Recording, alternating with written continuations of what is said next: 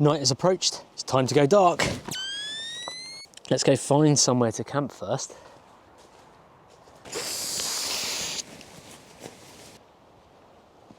Pretty stealthy. Hey folks, welcome to another episode. This time I'm out in the woods and it's almost dark. We've got about 45 minutes until dark. Slightly different one this time. I've got with me some night vision goggles. I'm going to wait until it gets dark, put the night vision on and try and film the entire process of setting up the tent, getting ready, cooking food, everything totally in the dark. So I'm just using this camera at the moment just to record some of the gear I've got and just show you quickly what's in the pack. And then we'll be switching over to the night vision and enjoying going for a walk, trying to find somewhere to camp.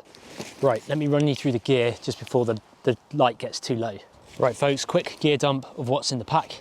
Sleeping bag, tent, sleeping pad, the night vision goggles, we'll talk about those in a minute, some warm gloves, a stove, my fire lighting kit, some water, a billy can, a small handsaw, bushcraft knife, a power bank and cable to charge the goggles if they get low, first aid kit, drinking cup and food. That's it. Seems like a lot, but it's all fairly small and compact and it all fits in the backpack. These are the Night Fox Red. They're HD and they have a recording option.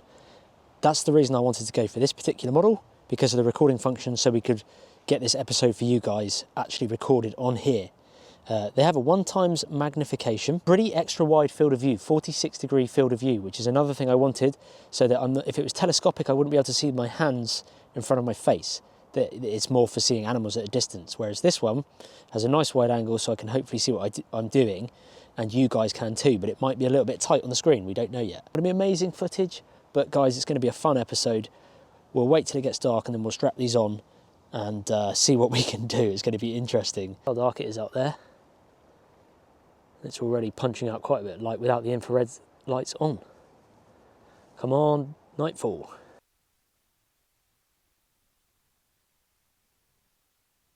Well, night has approached.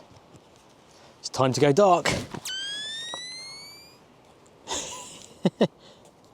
Such a civvy noob.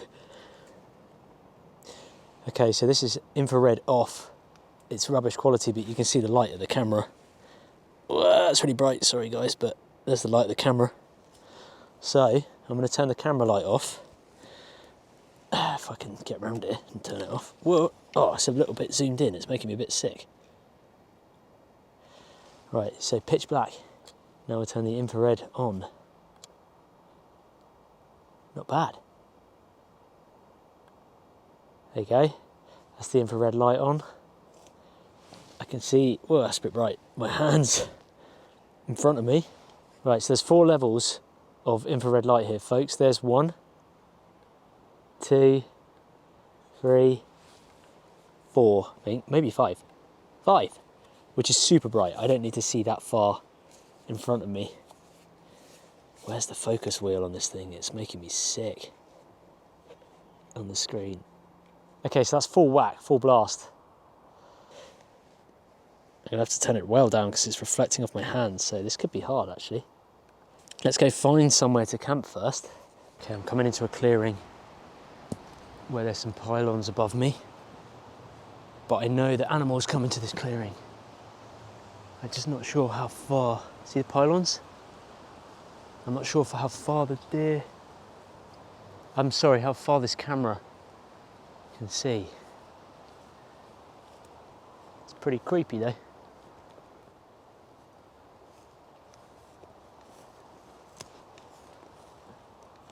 Goes a decent distance, to be fair, with the infrared.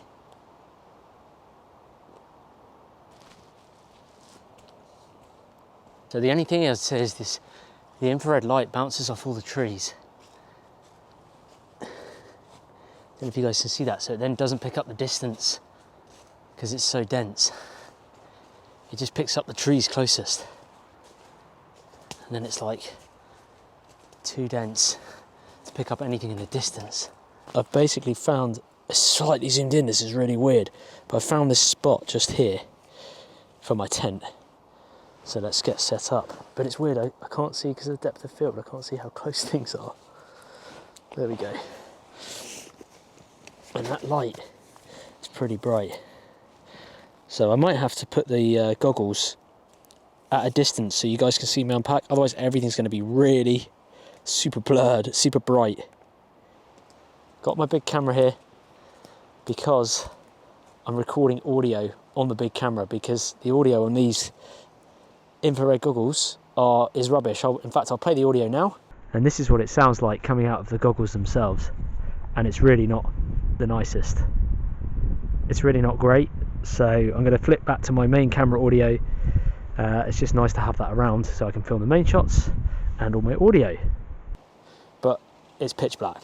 Like if I turn the IR off, there's my screen of the camera. Oh no, there's a bit of light there, look at that. Just as weird for you guys as it is for me. So I've set my goggles up at a distance on my backpack so you guys can hopefully see the tent being set up. Honestly, it was making me seriously dizzy wearing those because the field of view is so different to our actual eyes. It just made it really weird.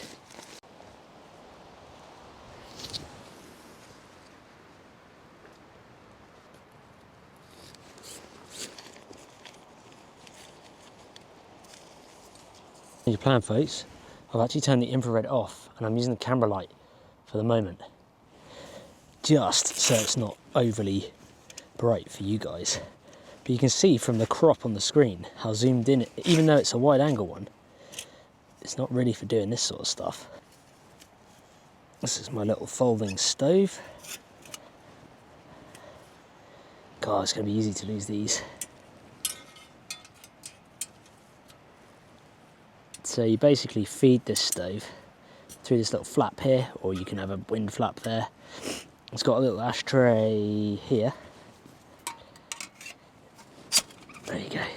So that collects in the ash. Get it on level ground, and then we cook. So we need some firewood now.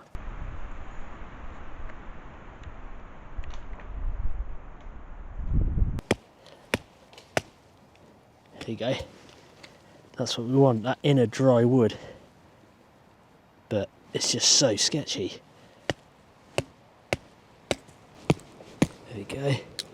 So, in my fire kit, I got these from a subscriber years ago. They're like a waxed, they've got wax on the bottom here and it says flame on. You might not be able to see that.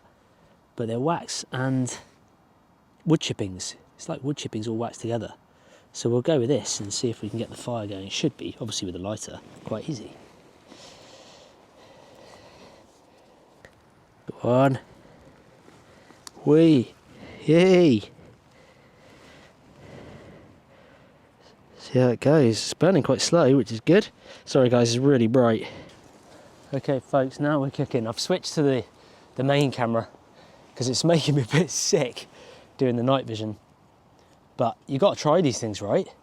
Yeah, it's the walking with it, it's the movement.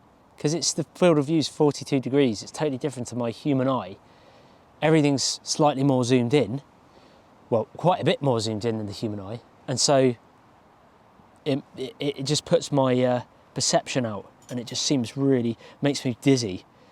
So I'm trying my best to get an episode for you folks that's with the night vision goggles. But at the same time, the quality, it's not quite like this, you know, so got to include a lot of this camera as well. Anyway, I need some water. I'll get some water on. So that's what these two metal poles are for here, is to just allow you to rest the pot on there. So I need to get this boiling, but I also need to move the logs out, sticks out of the way.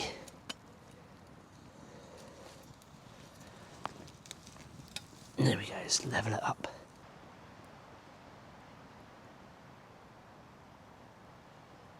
Ready for food, tent set up, enjoying it. Not bad. Oh, nearly burst it on the fire. That's in, sleeping bag. Every now and then, just feed in the next piece of wood. And it doesn't matter if they're too long and they stick out, you just leave them like that, halfway. And as it burns down, you just feed the other half in. It'll just crumble down. But let's let that air, that sleeping bag. There we go. Pasta is on the cards, folks.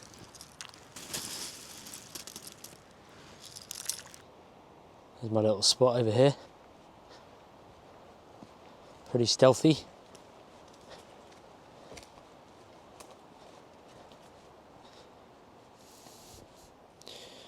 Giving the night vision goggles a bit of a break while I cook.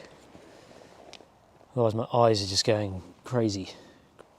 So we've got some pasta boiling in there. Gone for the old Dolmio stir-in sauce. Sun-dried tomato, nice and easy, keeping it simple. And then some Swedish style meatballs, which I'm going to chop up and put in there as well. So it's all they can be eaten cold as well, so it's all a one-pot meal. Simple. To make you laugh, folks, I accidentally packed in a rush to get out of here my daughter's spoon and fork. She is 3 years old. And I have a dinosaur. I have 2 dinosaurs. A T-Rex and a Triceratops. But hey, I saw they were small and I thought they were camping ones because they're nice and compact. But they're my daughter's, so hopefully she's got something to eat with tonight. Almost a full moon in the clouds. You probably can't see, but the clouds are absolutely flying past it. I'm just trying to focus, but I've got wide angle lens on. That is amazing.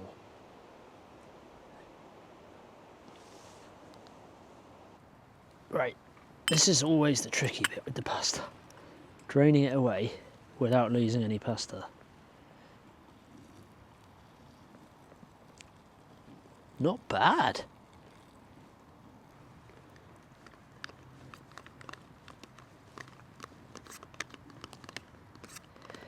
Yum, yum. Swedish meatballs. I went to Sweden fishing once and that was like the staple dish over there.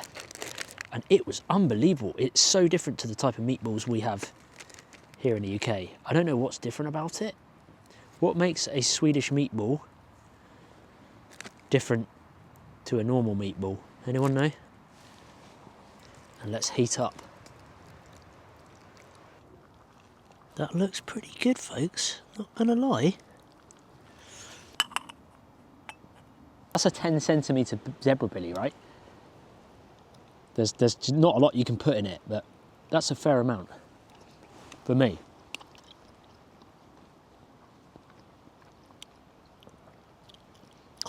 The Swedish meatballs, they're just so much better than the English ones. Sometimes you just can't beat a simple, easy dish when you're camping.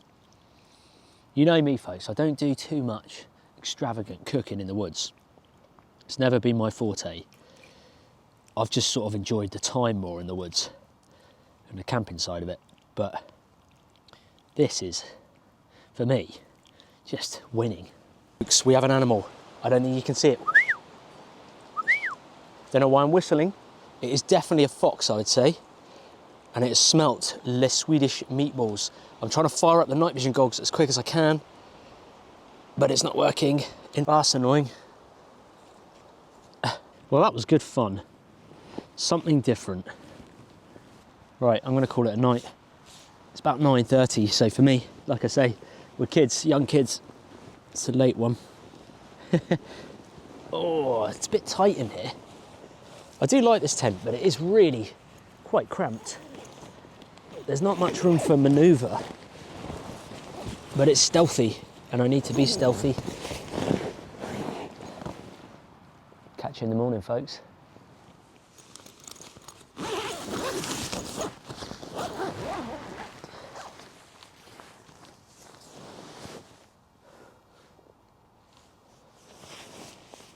Morning, folks. Much drier night last night, so that's nice.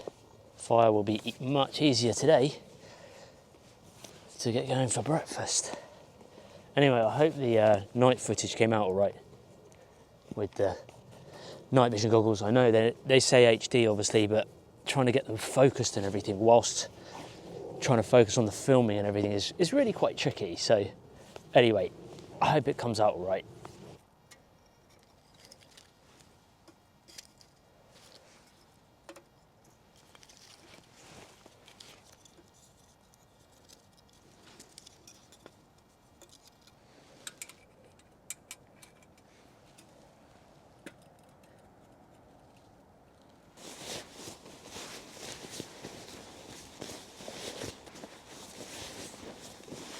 any danger. I do like my sleeping bag. It's a 3-season bag. I use it all seasons here in the UK, but it packs down pretty small, and it's a down bag, so it's really nice and warm throughout the British winters. And the trusty Thermarest Neo Air X-Therm, which I've used really well, had for years. It's getting pretty dirty now, some war wounds on it.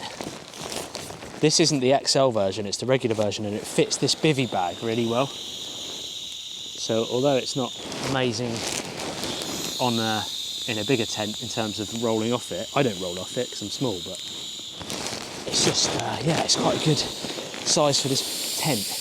Well, bivvy bag, bivvy tent, whatever you want to call it.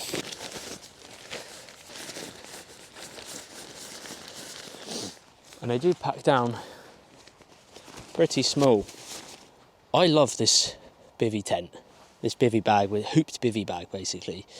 But my couple of bugbears I have, why do tents put the labels right next to the zip so that when you go to do the zip up, it just catches on the label? Massive downside. Just stick that somewhere in the corner over there. I'm probably going to cut it off, to be fair, because it's annoying, but even then you still always get a little bit of material there that gets caught. Advantages are it's massively stealthy compared to a normal bivvy bag which doesn't have the hoop. You can obviously be totally enclosed from the rain. There's a breathing vent here at the back, and you can actually roll that up. You can see these here, so you can roll the back bit up and have a little window as well. There's a storage pocket underneath here to store your gear and phones and things like that. What else is there? Oh, a mosquito net here, so you can actually look out at the stars and have it open, so the little mosquito net can open up. It packs down really small. There's loads of advantages. Disadvantages, because it is so low to the ground, your face is like here, and so you do get condensation and dripping a lot. There's not much room to move, and obviously in the winter when you're camping and it's dark early, you're basically facing the tent for most of the night, especially if it's raining. So there's a few downsides. Myself a pucker vanilla chai tea, bit of a herbal tea this morning. Trying to keep healthy after being ill for like 6 weeks with the flu, which totally wiped me out.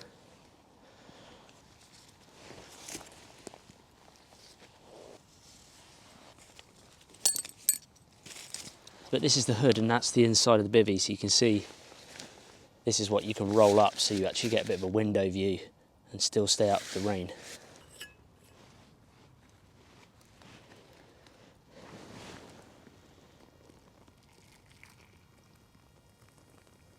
Keeping it healthy again, banana for breakfast and a brioche bun. Sometimes when I'm on trips like this, stealth camping or whatever, for breakfast I won't take anything that needs heating up or cooking, just because if I need to move on or whatever, and you know, time's of the essence, with the cold food I can just pack up quickly. Obviously on other camping trips I'll do a nice full breakfast or cook up or something like that. I stored this brioche in the bottom of the, excuse me, in the bottom of the billy cam, inside the billy cam. That's, you know, it's only 10 centimetres, but it's amazing what you can fit in them as well. For a one-pot meal, you can pretty much store your cold ingredients for your one-pot meal in the billy can itself, and then you can just cook it up when you get there. These are the Night Fox Red, by the way, model. I'll link them below. I bought them, I didn't get given them. I bought them on Amazon, I think it was. They're not actually, here's the thing guys, they're not, although they advertise it as night vision goggles, they're not proper night vision goggles, because they have an infrared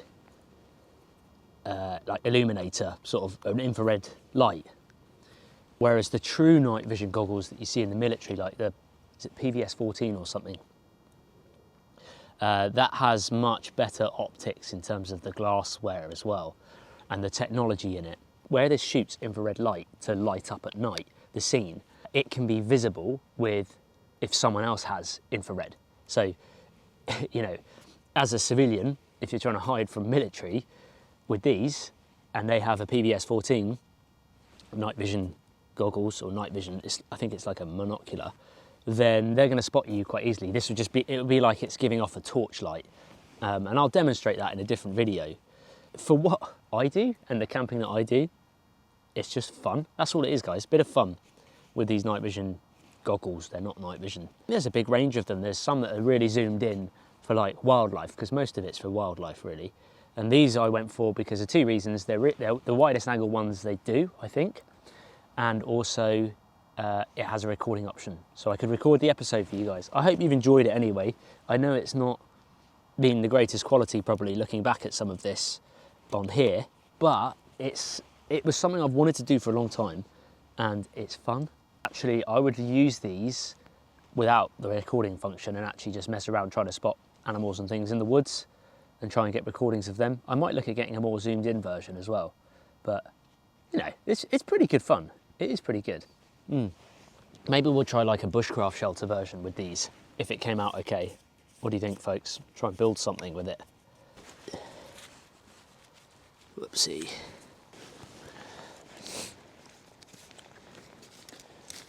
And the thing is, I think you could still use this bivvy bag if the poles broke. You'd probably still be able to use it as a regular bivvy bag instead of a obviously hooped tent. British brand, I think, Snug Pack.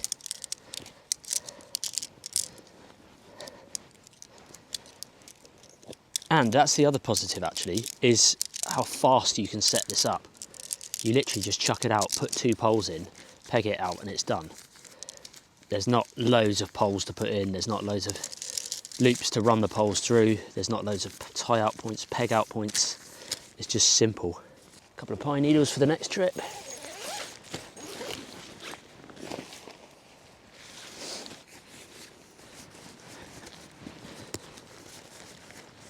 I mean, look, that's pretty small, right? Way smaller than your standard tent. We didn't get any rain last night, so I can store this tent without having to take it out and dry it. Love it when it's like that. And there we go, tiny.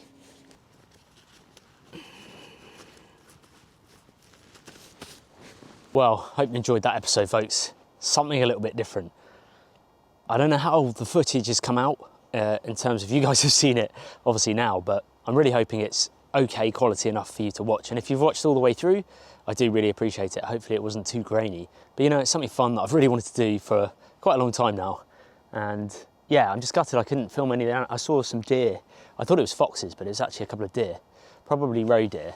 And I couldn't, because of the way I was noisy going up to them and the distance that the night vision goggles could see, I wasn't able to get close enough for you to see them. They were just out of the infrared light range. So I might look at getting the more zoomed in version, bring it with me on a camping trip, but not obviously film the entire thing like I did here with the night vision, but try and get some actual, animal shots, some long distance shots, and see what's out there, see if we can get really close to them. What do you guys think? Let me know in the comments below.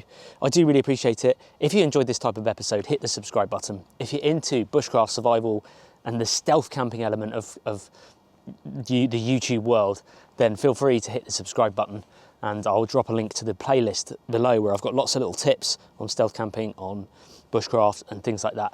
I do really appreciate your support. This is the first video of 2023. Hope you enjoyed it, and I'll catch you guys in the next one.